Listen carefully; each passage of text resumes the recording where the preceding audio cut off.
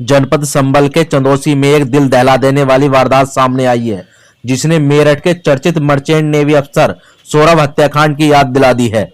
Police के अनुसार यहां एक महिला ने अपने बॉयफ्रेंड के साथ मिलकर पति राहुल की बेरहमी से हत्या कर दी। वारदात को अंजाम देने के बाद सबके कई टुकड़े किए गए, सिर, धड़ और दोनों हाथ अलग कर दिए गए ताकि पहचान और सबूत मिटाए जा सके। जांच में सामने आया है कि हत्या घर के अंदर ही की गई थी। इसके बाद कुछ अंगों को नाले में फेंक दिया गया, जबकि बाकी हिस्सों को अलग अलग स्थानों पर ठिकाने लगाया गया। वारदात को छिपाने के लिए आरोपी की पत्नी ने खुद ही पति की गुमशुदगी की रिपोर्ट दर्ज करा दी, जिससे किसी को शक न हो। मामले का खुलासा तब हुआ जब मृतक की 10 साल की बेटी ने पुलिस को मां की सच्चाई बता दी। बच्ची के बयान ने पूरे मामले को उजागर कर दिया। उसने साफ शब्दों में कहा कि उसकी मां और उसके साथियों ने उसके पिता की हत्या की है और कहा कि मेरी मां सहित सभी दोषियों को फांसी की सजा मिलनी चाहिए। संभल से वीरपाल सिंह की विशेष रिपोर्ट। सर, एक कुछ दिन पहले आधा शरीर बॉडी पाई गई थी सड़ी गली अवस्था में। सर, पूरा मामला क्या है? आज पुलिस ने किस तरह से खुलासा किया? जनपद संभल के थाना चंदौसी क्षेत्र में आज से करीबन 1 महीना पहले 18/11 तारीख को 18 नवंबर को रूबी नाम की एक महिला ने गुमशुदगी दर्ज कराई थी और उस महिला के द्वारा बताया गया कि उसके पति है वो कहीं गायब हो गए हैं। उसके कुछ दिन बाद में यहाँ एक नाले में एक डेड बॉडी मिली, जिसमें उसके पांव नहीं थे, हाथ नहीं थे, सिर नहीं था। इस तरह की अधकटी जो डेड बॉडी है उसको पुलिस ने शव को कब्जे में लिया, उसका पोस्टमार्टम कराया, उसका डीएनए भी प्रिजर्व कराया उसका, और फॉरेंसिकली उस बॉडी को पूरा एग्जामिन किया गया था। उस बॉडी पे राहुल नाम लिखा था। पुलिस के द्वारा बाद में आसपास के जनपदों में, जनपद के विभिन्न थानों में राहुल नाम की जितनी भी मिसिंग्स थी उन सबको स्टडी करवाया, तो पता चला कि ये राहुल, इसका मोबाइल भी उसी दिन से बंद था।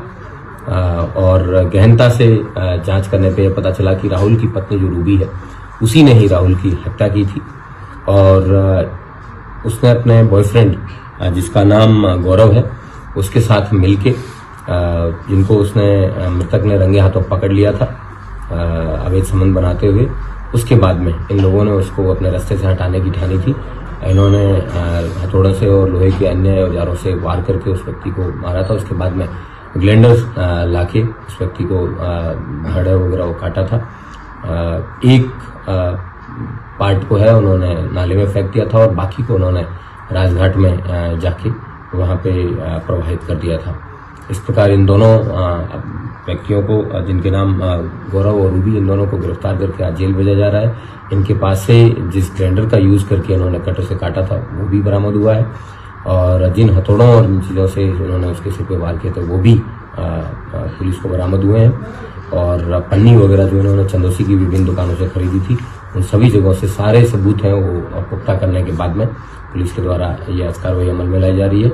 उसके अलावा जो मृतक था उसकी भी डेड बॉडी के डीएनए भी लिए गए हैं ताकि इनके बच्चों से उस डीएनए को मैच करवा के प्रभावी पैरवी करके इसको सजा दिलाने का प्रयास भी किया। सर, किस तरह के बैग में जो बॉडी पाई गई? इन लोगों ने पॉलीथीन के बैग में जो आधा कटा धड़ है उसको फेंका था नाले के अंदर और ऐसी जगह पे भेजा था, रखा था सुनसान जगह पे जहाँ कोई सीसीटीवी कैमरे नहीं है। प्रॉपर रेकी करने के बाद में इन्होंने उस जगह पे डेड बॉडी को फेंका था। सर, ये राहुल कहाँ का रहने वाला था?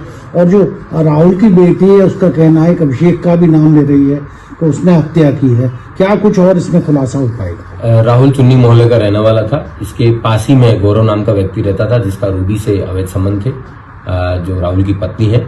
और इन अवैध संबंधों के प्रकाश में आने के बाद ही राहुल ने जब अपनी रूबी को और उसके अपनी पत्नी को जब डांटा तो उसके बाद में इन लोगों के द्वारा ये कृत्य। बाकी के जो पार्ट्स हैं बॉडी के, क्या वो मिल पाए हैं? वो मिलने मुश्किल है क्योंकि वो उन्होंने नदी में प्रवाहित कर दिए थे, लेकिन इसकी डेड बॉडी से डीएनए प्रिजर्व किया गया है, जिसको पुलिस के द्वारा जो है वेरीफाई करवाया जाएगा। और ये मुकदमे को पुलिस ने ही पंजीकृत किया है ताकि इसमें प्रभावी पैरवी करके सजा दिलाई जा सके। Thank you.